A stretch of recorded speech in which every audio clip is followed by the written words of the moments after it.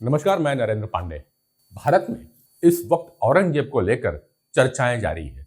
वजह है महाराष्ट्र में समाजवादी पार्टी के नेता अबू आजमी का एक बयान, जिसमें उन्होंने मुगल सल्तनत के शासक औरंगजेब को लेकर सकारात्मक बयान दिया। मुगल बादशाह औरंगजेब की तारीफ कर सपा विधायक अबू आजमी बुरी तरह घिर चुके हैं। उन्हें महाराष्ट्र विधानसभा के बजट सत्र से सस्पेंड कर दिया गया। उनके खिलाफ एफआईआर भी दर्ज हुई है। उत्तर प्रदेश के मुख्यमंत्री आदित्यनाथ योगी ने यहां तक कह दिया कि यूपी भेज दीजिए, इलाज कर देंगे। आजमी का कहना है कि मेरे शब्दों को मीडिया में तोड़ मरोड़ कर दिखाया गया। हालांकि नेताओं की ये कोई नई दलील नहीं है। जब भी इनकी जुबान फंसती है, ये ठीक रहा मीडिया पे दे मारते हैं। बात करते हैं मुगल साम्राज्य की, तो यह दुनिया के सबसे अहम और ताकतवर शासनों में से एक माना जाता है। इसकी शुरुआत लगभग 16वीं सदी के आसपास हुई थी और 19वीं सदी के मध्य में इसका पतन शुरू हो गया था। इतिहासकारों के मुताबिक मुगल आक्रांताओं ने भारत में जबरदस्त तबाही मचाई थी, फिर चाहे वह धार्मिक स्तर पर हो या आर्थिक स्तर पर या फिर सामाजिक स्तर पर। हालांकि भारत में राजनीतिक, सांस्कृतिक और शासन से जुड़ी व्यवस्थाओं में मुगल की छाप आज भी दिखाई पड़ती है। यह बात सच है कि औरंगजेब भारतीय इतिहास में सबसे विवादित मुगल बादशाहों में से एक रहा है। उसका शासन लगभग 50 वर्षों तक चला और इस दौरान उसने भारत के अधिकांश हिस्सों पर अपनी सत्ता स्थापित की। लेकिन उसकी शासन शैली धार्मिक नीतियों और विस्तारवादी अभियानों को लेकर इतिहासकारों में मतभेद पैदा करती है। कुछ लोग उसे कुशल प्रशासक मानते हैं, जबकि अन्य उसे एक क्रूर कट्टर धार्मिक शासक बतलाते हैं। औरंगजेब का शासनकाल भारतीय इतिहास में एक महत्वपूर्ण लेकिन बहुत विवादास्पद अध्याय रहा है। उसके कुल निर्णयों और धार्मिक नीतियों के कारण उसकी छवि एक कट्टरपंथी शासक की बनी। हालांकि कुछ इतिहासकार उसे एक सख्त प्रशासक और सैन्य रणनीतिकार मानते हैं, लेकिन उसकी कठोर नीतियों ने मुगल साम्राज्य के पतन की नींव भी रखी। औरंगजेब शाहजहां का तीसरा पुत्र था और उसने अपने भाइयों दारा शिकोह, शाह शुजा और मुराद बख्श के खिलाफ युद्ध करके सत्ता प्राप्त की। 1657 में जब शाहजहां बीमार पड़ गया, तब उसके बेटों के बीच उत्तराधिकारी को लेकर के संघर्ष छिड़ गया था।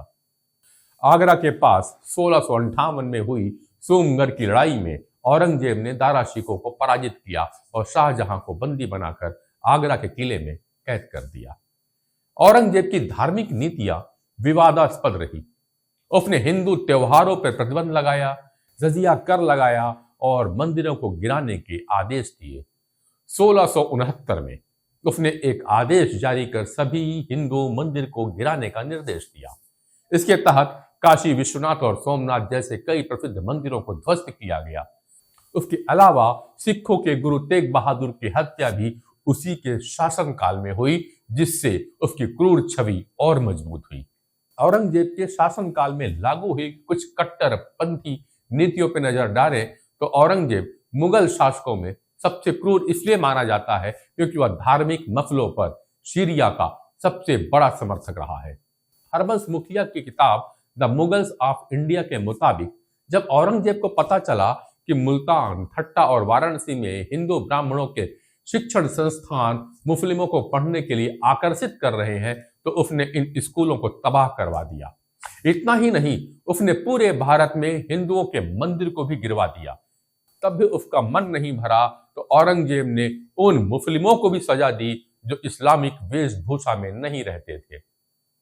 औरंगजेब जबरन धर्मांतरण का काफी बड़ा पक्षधर था। इस कड़ी में औरंगजेब ने सूफी संत सरमत खशानी और सिखों के 9वें गुरु तेग बहादुर को मौत की सजा सुनाई थी।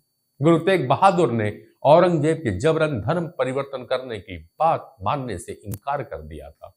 औरंगजेब ने हिंदुओं और पारसियों के त्योहारों को भी रोक दिया। इनमें नवरोज भी शामिल था, जिसे औरंगजेब गैर इस्लामिक त्योहार कहता था। इस दौरान इस्लाम ना कबूल करने वालों और इस्लाम की बातें ना मानने वालों को औरंगजेब की तरफ से क्रूर सजा देने की भी घटनाओं का जिक्र इतिहास में मिलता है। औरंगजेब ने अपने शासन वाले क्षेत्रों में लोगों पर जजिया कर लगाना शुरू कर दिया था, या खास तौर पर गैर मुस्लिमों पर ही लगाया जाता था। इतिहासकारों में इस बात को लेकर के काफी मतभेद है कि औरंगजेब ने केवल मंदिर गिराए थे। कुछ लोगों का मानना है कि औरंगजेब ने मंदिर भी बनवाए थे।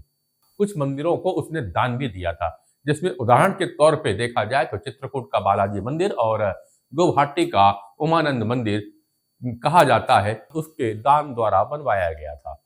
हालांकि मुख्य धारा के इतिहासकार इस बात पर जोर देते हैं कि उसने धार्मिक कारणों से मंदिर गिराया था। इन सब के बाद इतिहासकार यह भी मानते हैं कि औरंगजेब की सबसे बड़ी चुनौती मराठा साम्राज्य था। शिवाजी के बढ़ते प्रभाव को रोकने के लिए उसने उनके खिलाफ कई अभियानों को अंजाम दिया। सन 1666 में शिवाजी को आगरा बुला करके उन्हें बंदी बना लिया गया, लेकिन वे चतुराई से बच निकले। शिवाजी की मृत्यु के बाद उनके पुत्र संभाजी ने औरंगजेब के खिलाफ युद्ध जारी रखा। 1689 में संभाजी को बंदी बना लिया गया और क्रूरता पूर्वक उनकी हत्या कर दी गई।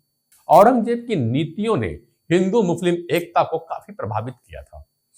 जहां अकबर ने समन्वय की नीति अपनाई, वहीं औरंगजेब ने कट्टर सुन्नी इस्लामिक नीतियों को लागू किया। हालांकि उसकी सेना और प्रशासन में बड़ी संख्या में हिंदू अधिकारी और सैनिक भी हुआ करते थे।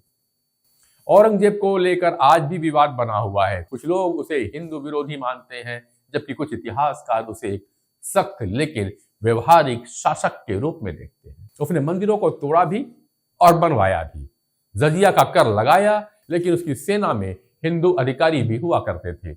लेकिन इस सच्चाई को भी नकारा नहीं जा सकता कि औरंगजेब की कठोर नीतियों ने मुगल सल्तनत की नींव हिला करके रख दी। औरंगजेब के बारे में आपके विचार क्या है? कमेंट्स बॉक्स में लिख भेजिएगा। और हाँ, वीडियो पसंद आया हो तो शेयर कर दीजिएगा। मिलूंगा किसी नए विषय के साथ। नमस्कार।